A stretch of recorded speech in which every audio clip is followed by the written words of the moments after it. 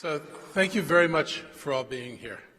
And that last song is This Land Is Your Land, written by the legendary Woody Guthrie in the midst of the Great Depression. It became an anthem to what America could be, and his words are as important as they were 80 years ago. Our charge is to build a better home for all of us, and we know what has to be done, and we can do it. That is what the 12 of us were elected to do on this journey ahead.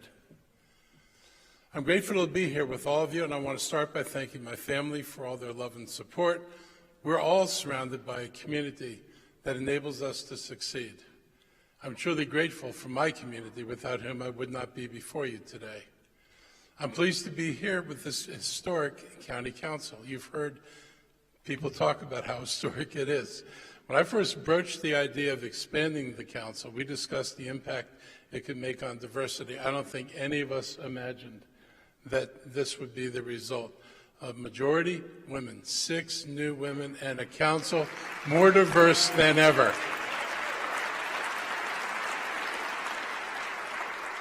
So for the skeptics who didn't think that would happen, it happened. I want to welcome all of our new council members and the returning council members, and I look forward to working with each of you for the betterment of Montgomery County. We also made history at the state. I'm very excited to work with our Governor-elect Moore, Lieutenant Governor Miller, and thank you for joining us today, Comptroller-elect Learman, and Attorney General-elect Brown. This is a truly historic slate of leaders who all understand how important Montgomery County's success is to the priorities of the state, and I look forward to a great partnership with each of them.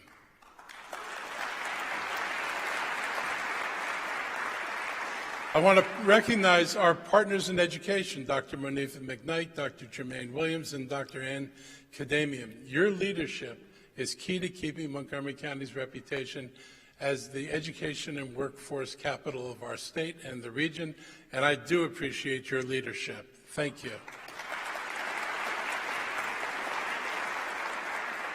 And finally, I look forward to working with our state delegation, too numerous to name, but it's led by our good friends, Senator Ben Kramer and Delegate Julie Polakovich-Carr.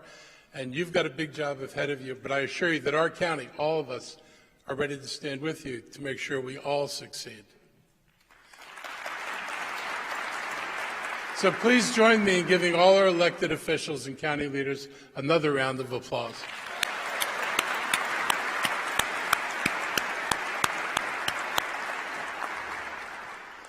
So 4 years ago, I stood before you, and I don't think any of us could have predicted what we'd be dealing with.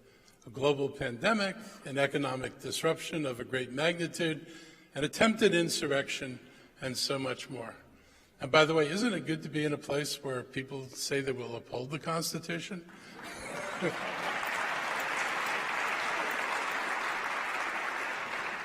But it was COVID that really changed our lives. And when I saw the images of New York City, where body bags of COVID victims were being dragged out of buildings, I was determined that that was not going to happen here. And because of our collective efforts, we succeeded. The death rate from COVID in Montgomery County was only 2/3 the national average. And if the other 3 counties had followed our lead and had the same results of us, there would be over 300,000 fewer dead Americans. That's what we did meant. So thank you all for the role you played in making that happen.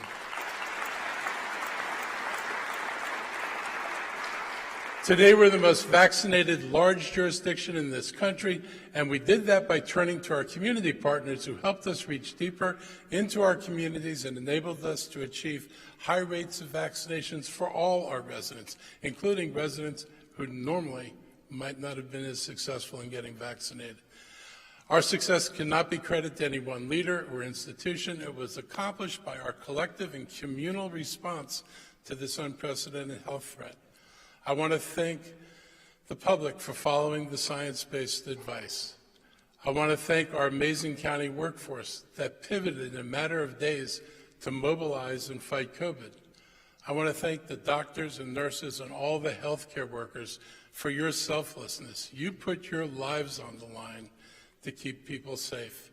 And I also want to thank the people we referred to as the essential workers on the front lines of grocery stores and shops that were kept open, keeping things clean and ready. And they did all of that while being some of the lowest paid workers in our community. Someday we have to connect the word essential to decently paid people.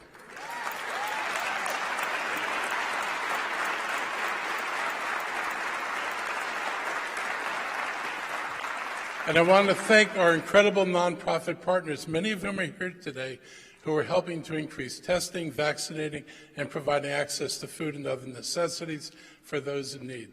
These collective efforts saved lives.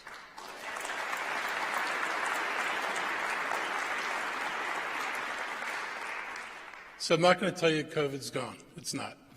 But we have far more tools to use if we need them. But there was always a bigger picture, and we always knew that every problem that faced us coming into office would be staring at us when we emerged from COVID. So while we were focused on public health, we did not let it deter us from working to move this county forward. We established our county's first Office of Racial Equity and Social Justice and appointed our first Chief Equity Officer. We passed an ambitious, extremely ambitious plan to address climate change. We right-sized our budget, going from a $90 million deficit in my first year to a surplus 4 years later. We made thank you. We made historic investments in educational funding, housing, early childhood education, and in transportation. And I am so looking forward to working with Governor Moore, who reiterated again this week that he wants to accelerate the expansion of early childhood education.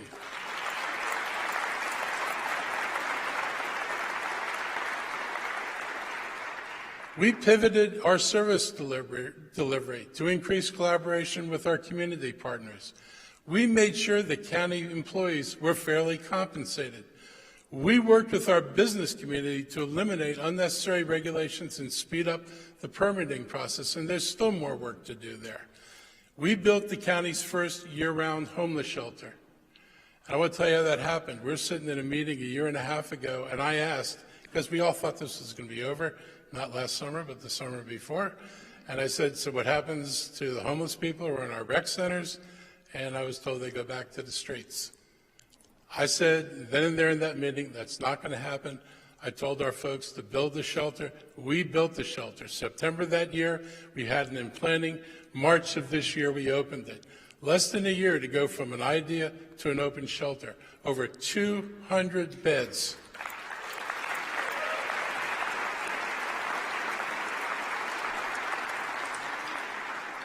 We worked with police and with community groups, and I think my prompter is stuck, to begin reimagining public safety and provide more transparency and accountability. And we also increased resources and pay. Resources, we've got more people working on the streets as mental health people than we've ever had before, and police pay is once again comparable with the other jurisdictions in this region, which it was not. And we did all this while maintaining our AAA bond rating and without increasing taxes.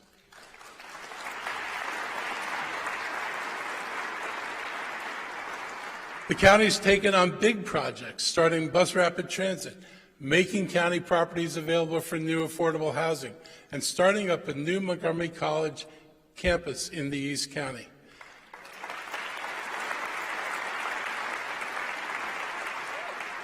And a couple of weeks ago, we announced a new partnership with the University of Maryland system to create an Institute for Health Computing in North Bethesda, which the Dean of the University Medical System said would make us the Silicon Valley of health computing.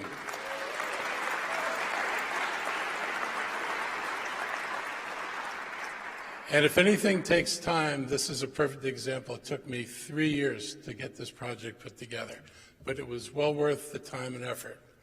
This initiative will provide leading-edge computing, data visualization, and AI research, along with the talent from the University of Maryland and the population data from the University of Maryland medical system.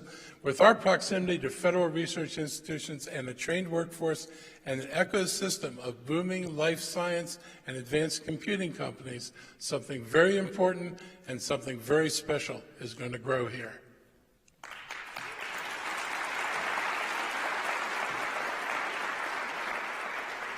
We're changing the narrative about the economic future of this county from pessimism to optimism.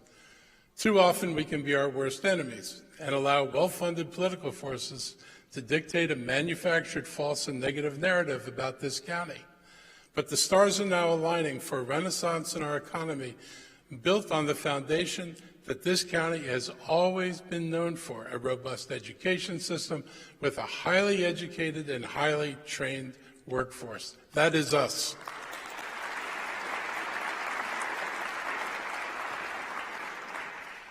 When 75% of the voters this November voted to re-elect me, they sent with them a message. They want to continue the progress that we've made together, and I'm focusing on delivering on this promise. We are, no doubt, one of the best places to live, work, and raise a family, yet we face serious challenges.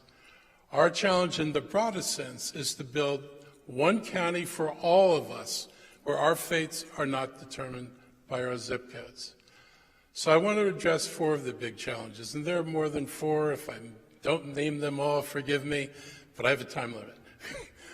So I'm going to focus on what I think are 4 of the most important. And the first is affordable housing, which is our greatest challenge. We're at a tipping point.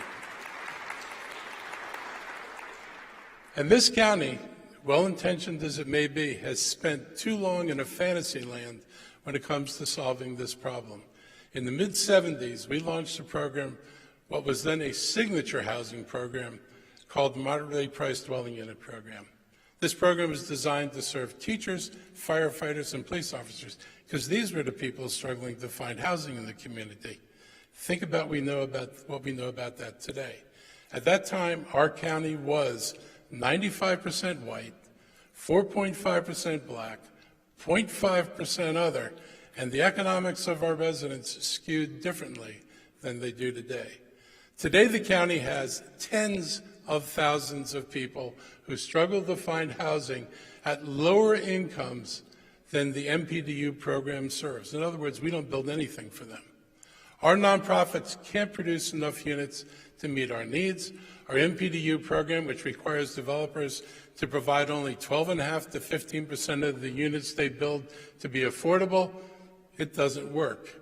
We have tens of thousands of households who are severely rent burdened, paying 50% or more of their income for rents, for whom nothing is being built. Nothing. And the future projections of who's going to move here will actually make those numbers worse. Current policies won't create the housing we need, and the math simply doesn't work. And you all are smart enough to know the math. If I get 15% of new market units as affordable, it doesn't come close to meeting the existing projected needs. The gap, it's like something like 50,000 units. That's not even close. Reagan-esque trickle-down economics suggests that just building more market housing will solve the affordable housing crisis. Anything associated with Reagan should be immediately dismissed.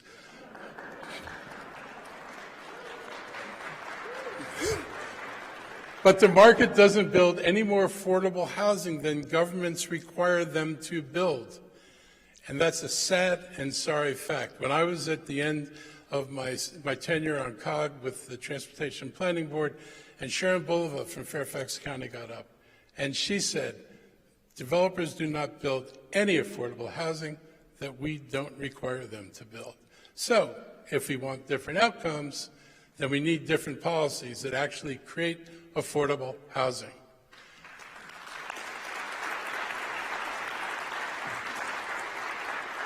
So we're going to propose taking aggressive steps to increase the county's supply of affordable housing by preserving our affordable housing stock, producing more affordable housing, and protecting tenants from displacement. We're going to propose legislation that requires no net loss of affordable housing when existing housing is replaced. That replaces our MPDU program with a program that expands the number of units required from new development and serves a wider range of incomes so that everybody who needs housing can find it. And we're going to propose a rent stabilization program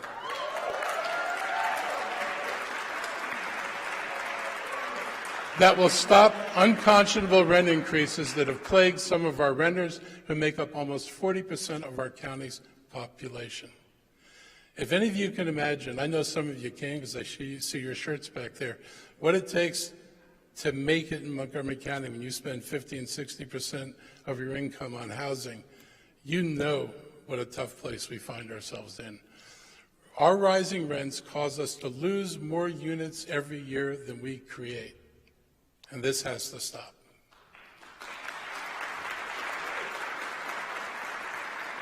The next challenge we face is climate change, where the news only gets worse every day, and yet the world kind of dithers around the edges.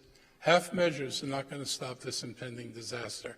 5 years ago today, the Council passed the most aggressive climate goals in the country.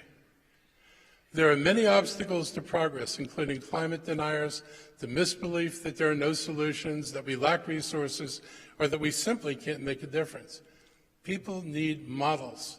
They need success stories that show we can overcome the obstacles. And Montgomery County will continue to be that example of success. And this is how we're going to reduce our carbon footprint. We're going to help provide funding for buildings to transition from gas to electric. We're going to electrify our vehicle fleet using approaches to make this happen sooner rather than later. We're going to retrofit our county buildings for energy efficiency.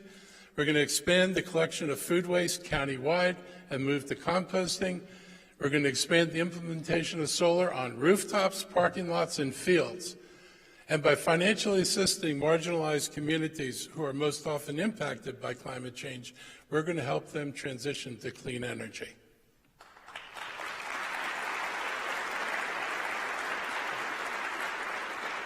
And we're going to shut down the dam incinerator, which is both a public health hazard and a climate change threat. In the end, we have to go on this journey as a community.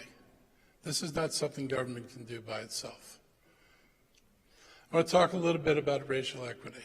A little less than 60 years ago, when Dr. King was in the halls of Congress lobbying for what was then landmark civil rights legislation, a reporter asked him how he felt about critics who said he was moving too fast.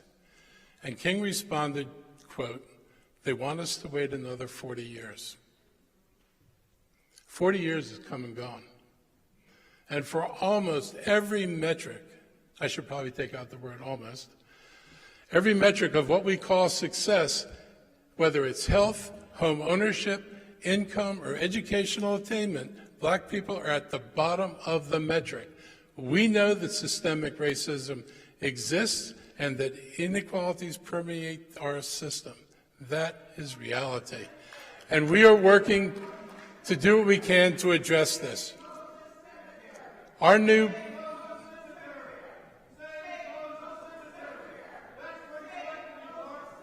Thank you.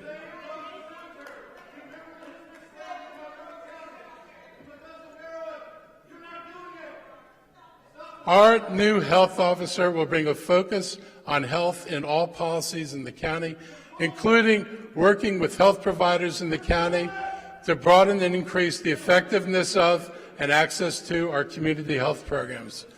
We're going through a reevaluation of public safety because we know that adverse and/or unnecessary police interactions have a disproportionate racial impact. And we're creating a restoration center to divert more people from the criminal justice system. And we need to seriously rethink our approach to crime. Our jails are centers of punishment, not rehabilitation. We cycle people from jails to streets and back again and make it impossible for them to get jobs or to rent apartments.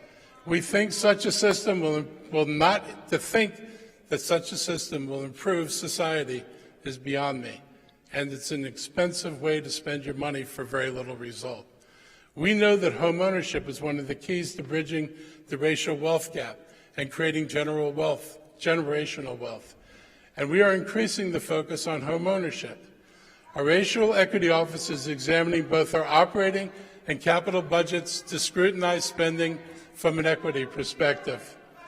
And the East County campus of Montgomery College will open new doors to education.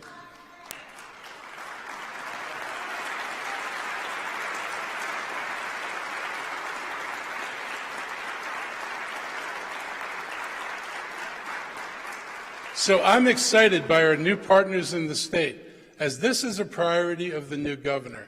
We have many goals in common, and there's much we're going to work on together. And this is such a change from the last 8 years. You cannot imagine, maybe you can, what a big difference this has been. And then there's the growing economy. We're determined to drive economic development as a self-confessed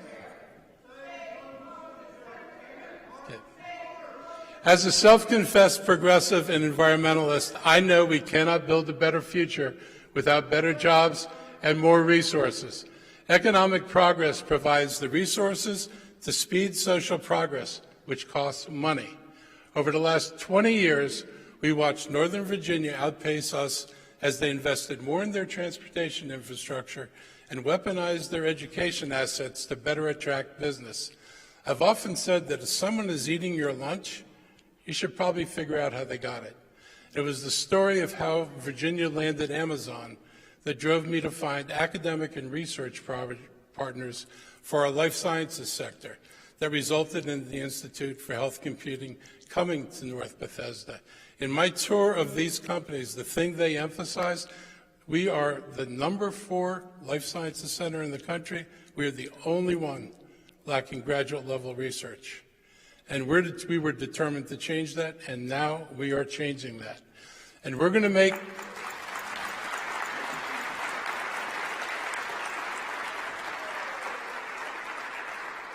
make investments in transit and education that we need to succeed. And knowing there's life beyond life sciences, we're going to continue to help the small businesses who are in so many ways the lifeblood of our county. With a new governor, a new comptroller, and a new General Assembly, we're going to get the right deal and project for I-270, I-495, and the American Legion Bridge to ease congestion, save motorists from high-cost tolls, and protect our environment and communities.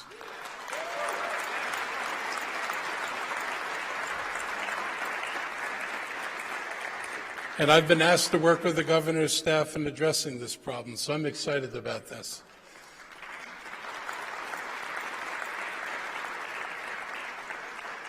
So you may be curious as to what makes me tick. Some people are. I lived in this county since I was 10 years old. I moved from the District of Columbia. I went to my first anti-war demonstration in D.C. when I was 12. At 13, I went to the 1963 March on Washington. I protested the war in Vietnam until it ended. That was a long time. And I saw the toll it took on people throughout the country, and I especially was concerned about those who were forced to fight an unjust war for a country that would deny them their civil rights when they came home, while I sat safely in a classroom with my student deferment, which I eventually signed away. I saw racism up close as a student at the University of Maryland, where black students weren't hired and black students weren't able to find apartments in the community. Having grown up with overt racism and anti-Semitism, I was not a stranger to mindless hatred. I could not accept the politics that ignored the lack of humanity embodied in what I saw around me. I fought for tenant rights and rent control in Tacoma Park. As a teacher at Rolling Terrace Elementary School, I taught kids in a community too many had forgotten. I saw firsthand the effects of poverty and policy failures. When you teach children every day for whom every dollar their parent spends on rent is a dollar that's not available for food, clothes, or fun, when you come to see how business transactions like paying rent can impact every aspect of a person's life, you will start weighing these things in a moral sense. I did. I've maintained that activism and still see myself as an activist. I serve the interests of people and I try not to overpromise. I recognize I don't have magical powers. Sometimes I can't do what I'd like to do because that's just the way it is, unfortunately. But I don't think that just because you're an elected representative that the job description requires you to defend institutions, policies, or practices just because they exist. So I've told my staff at all levels that if there are better ways of doing things, I'm not afraid to change. Some people see changing as a confession of errors. I see change as a growth opportunity. At my core, I know Montgomery County is the best place to raise a family, to open a business, and to look to the future. It is absolutely true.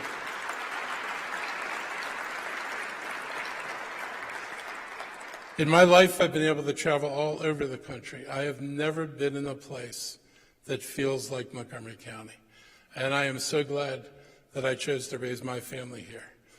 I'm appreciative of all those who helped us to get where we are today. All of us stand on the shoulders of others. When we talk about equity and inclusion, you have to think about Ike Leggett and the role he played in broadening the table in Montgomery County.